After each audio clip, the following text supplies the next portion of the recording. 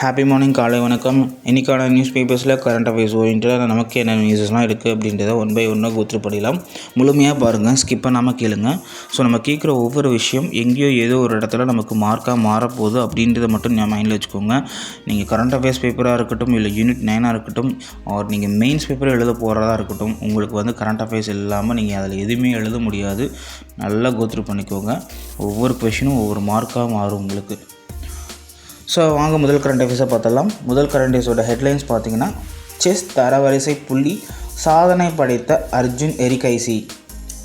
So இவரோட புள்ளிகள் அப்படின்னு பார்த்தீங்கன்னா 2800, அதாவது செஸ் போட்டிகளில் மொத்தமாக எடுத்த புள்ளிகள் 2800.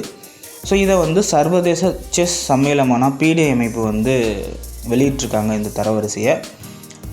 ஸோ இந்த 2800 புள்ளி அப்படி மைல்கல்லில் எட்டுனா உலக அளவில் இது வரைக்கும் யார் எட்டியிருக்காங்க அப்படின்னு பார்த்தோன்னா ஒரு 16 வீரர்கள் மட்டும்தான் இது வரைக்கும் அந்த ரேஞ்சை அடைஞ்சிருக்காங்க.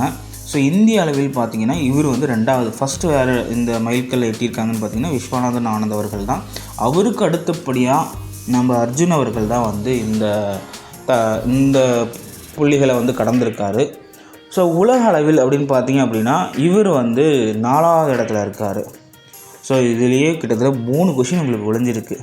ஸோ அப்போ செஸ் போட்டியில் 2800 பாயிண்ட்ஸை கடந்த வீரர்கள் இது வரைக்கும் உலக அளவில் பார்த்திங்கன்னா 16 பேர் தான். இது ஒரு கொஷினாக வரலாம். ஸோ இந்த மைல்கல்லில் இந்திய அளவில் எத்தனை பேர் எட்டியிருக்காங்கன்னா, இது வரைக்கும் விஸ்வநாதன் ஆனந்த் அவர்கள் மட்டும்தான் எட்டியிருக்காங்க. அதுக்கு அடுத்தபடியாக இவர் எட்டியிருக்காரு. அவர் செகண்ட், இவர் ஃபஸ்ட்டு அவர். ஸோ இது 2வது கொஷின் உங்களுக்கு கேட்கலாம். அப்போ உலக அளவில் இது வரைக்கும் முதல் 3 இடத்துல யார் இருக்காங்க, இவருக்கு எத்தனாவது இடம் அப்படின்னு பார்த்தீங்கன்னா இவருக்கு 4வது இடம் கொடுத்துருக்காங்க. ஸோ முதல் 3 இடத்துல இருக்கவங்க பார்த்தீங்க அப்படின்னு பார்த்தோன்னா ஃபஸ்ட்டு இடத்துல இருக்கவர் நார்வே நாட்டை சேர்ந்த மாக்னஸ் கார்ல்சன் அப்படின்றவர் தான். கிட்டத்தட்ட 2831 புள்ளிகள் எடுத்திருக்காரு. இவர் தான் முதல் இடத்துல இருக்கார். 2வது இடத்துல அமெரிக்காவை சேர்ந்த பாப்பியோனா காருனா அப்படின்னு ஒருத்தர் எடுத்திருக்காரு 2805 புள்ளிகளில். 3வது இடத்துல ஹிகாரு நகமுரா அப்படின்னு ஒருத்தர் எடுத்திருக்காரு 2802. இவரும் அமெரிக்கா நாட்டை சேர்ந்தவர் தான். 4வது இடத்துல நம்ம அர்ஜுன். ஸோ இதிலேருந்து கிட்டத்தட்ட ஒரு 4-5 கொஷின்ஸ் உங்களுக்கு வர்றதுக்கான சான்சஸ் நிறையவே இருக்குது. ஸ்போர்ட்ஸ் பற்றின கொஷின்ஸ் பார்த்திங்கன்னா பிசி எஸ்ஐயில் நிறைய ரிஃப்ளெக்ட் ஆகும். ஸோ நல்லா கோத்ரூ பண்ணிக்கோங்க. ஸோ அடுத்த கரண்ட் அஃபேர்ஸ் பார்த்திங்க அப்படின்னா, அமெரிக்க புலனாய்வு அமைப்பின் இயக்குனராக இந்திய வம்சாவளியைச் சேர்ந்தவர் நியமனம், ட்ரம்ப் அறிவிப்பு. ஸோ ரொம்ப ஒரு மேஜர் கரண்ட் அஃபேர்ஸாக இது ஆல்ரெடி அஃபிஷியலாக ரிலீஸ் பண்ணுறதுக்கு முன்னாடியே ட்ரம்ப் அவர்கள் வின்னிங்க்கு அப்புறமே இதை பேசிக்கிட்டு இருந்தாங்க.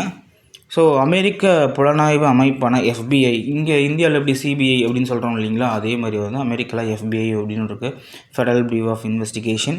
ஸோ அதோட இயக்குனராக ஒரு இந்திய வம்சாவளியினரை இப்போ அப்பாயிண்ட் பண்ணியிருக்காங்க.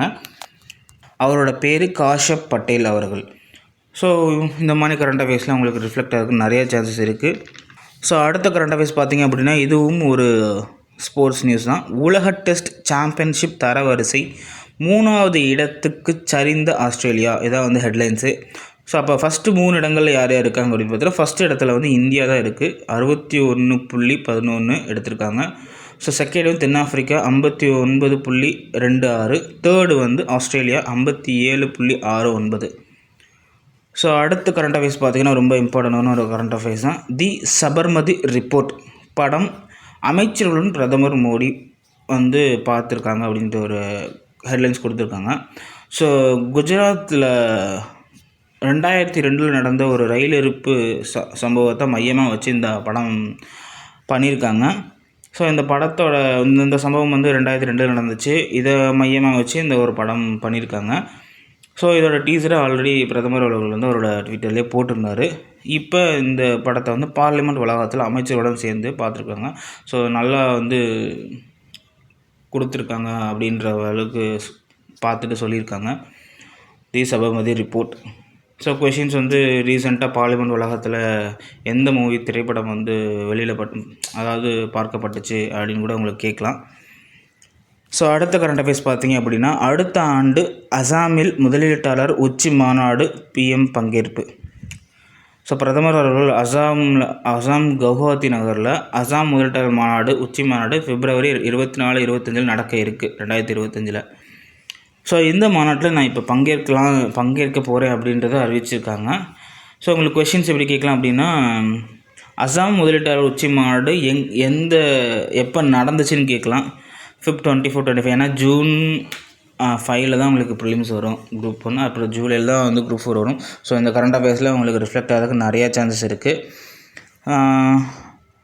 அசாம் கவுஹாத்தியில் முதலீட்டாளர் மாநாடு நடந்துச்சு, கவுஹாத்தியில் நடக்க இருக்குது, Feb 24, 25 நடக்க இருக்குது. இதுதான் வந்து உங்களுக்கான பாயிண்ட்டு. ஸோ அடுத்த கரண்ட் அஃபேர்ஸ் பார்த்திங்க அப்படின்னா ரொம்ப ரொம்ப இம்பார்ட்டண்டான ஒரு கரண்ட் அஃபேர்ஸ். இது வந்து இன்றைக்கி 12 மணிக்கு வெளியில் போகிற ஒரு கரண்ட் அஃபேர்ஸ். என்ன அப்படின்னு பார்த்தீங்கன்னா, பிரதமர் அவர்கள் வந்து இப்போ இந்த 3 கிரிமினல் புதிய சட்டங்கள் கொண்டு வந்திருக்காங்க இல்லைங்களா, அதை வந்து இன்றைக்கி 12 மணிக்கு சண்டிகரில் மக்களுக்கு டெடிகேட் பண்ணுறேன் அப்படின்றத சொல்லியிருக்காங்க. இன்றைக்கி 12 மணிக்கு டெடிகேட் பண்ண போகிறாங்க. அந்த 3 கிரிமினல் சட்டங்கள் பார்த்திங்கன்னா, பாரதிய நியாய சன்ஹிதா, பாரதிய நாக்ரிக் சுரக்ஷா சன்ஹிதா, பாரதிய சாக்ஷா அதிநியம். ஸோ இந்த 3 சட்டங்களை வந்து இன்றைக்கி நாட்டு மக்களுக்கு டெடிகேட் பண்ண போகிறாரு பிரதமர் அவர்கள். எங்கே அப்படின்னா சண்டிகரில் 12 மணிக்கு மதியம். ஸோ கொஷின்ஸ் கேட்கல, எங்கே வந்து டெடிகேட் பண்ணாங்க சண்டிகரில் அப்படின்ற மாதிரி உங்களுக்கு ரெஃப்ளெக்ட் ஆகிறதுக்கு நிறைய சான்சஸ் இருக்குது. ஸோ இன்றைக்கான மேஜர் கரண்ட் அஃபேர்ஸ் இவ்வளோ தான். நாளைக்கான கரண்ட் அஃபேர்ஸ் நாளைக்கு பார்ப்போம். தேங்க்யூ.